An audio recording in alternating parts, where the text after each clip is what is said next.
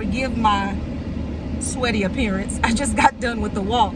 But listen, it's been a while since I recorded a video from my vehicle, and my silly, I don't even know what you call this thing, phone stand was not cooperating with me. So bear with me as I'm holding my phone in my hand. But the message that I have for you today is actually the result of a conversation that I had with my husband on yesterday.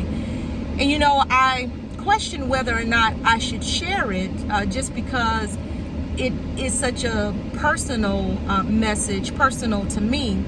But I felt so strongly as I was out on my walk this morning that somebody needed to hear this. So here goes. For those of you who know me, because I've shared this before, I was raised by my grandmother. So from like literally more than half of my childhood, from birth to age 13, I was under the care and oversight of my grandmother. And it's through the grace of God and of course my amazing husband that we have been able to create something that I never experienced growing up, and that was a two-parent household. Now, let me add this in. I have great relationships with both of my parents, have forgiven and moved on. Otherwise, we wouldn't have the relationships that we have today. But here's the thing though, you know, just like any wound in the natural that you're healed of, there's still a scar. And so there are some scars that are the result of what was. That's just the reality of it. And so I was sharing with him yesterday, you know, there have been times when I would look at the kids just in a moment of quiet reflection, and it reminds me of what I didn't have. And, you know, those reminders are sometimes painful. Those are the scars. And this is what he said that was just like, wow, that I believe would be a blessing to those of you who may be dealing with similar scars, just scars from painful reminders of things from your past.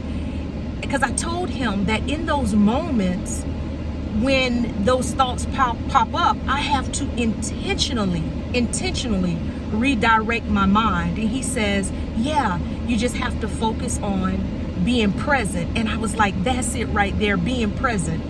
And it made me think of the scripture in, I think it's Philippians 3:1. I meant to look this up before I recorded, where Paul encourages us to think on those things which are lovely, which are good report, you know, if there be any virtue, right?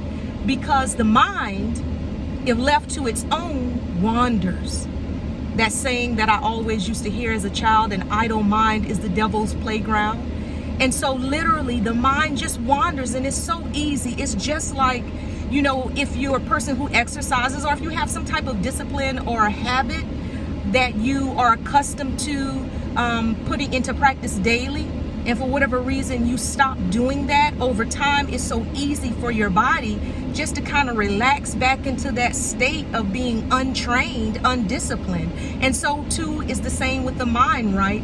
If you're not actively using it to think on things which are good, to think on things which are productive, then it will by its own just kind of relax into randomness. And sometimes in that randomness, it will lead you towards painful situations that you have long been healed from. And so, you know, within this, I had one of my parents ask me, I won't say which one just because I'm very careful in sharing what I share, because we are in a good place, and it's not, my attempt is definitely not one to wound or to hurt. It's just the reality of what is. And sometimes I want to take a side note before I come back to that. You know, sometimes we just got to make peace with what is. Okay, these were the set of circumstances that I had. They weren't good. They didn't feel good, but they are what was dealt, you know, handed to me, or I don't know what I experienced. And so the piece is that I have to make peace with that was the case, and then try and live actively in a way that encourages me. And so one of my parents asked me if they were a problem for me. And I said no, but what I missed out on because of their absence is sometimes a problem for me.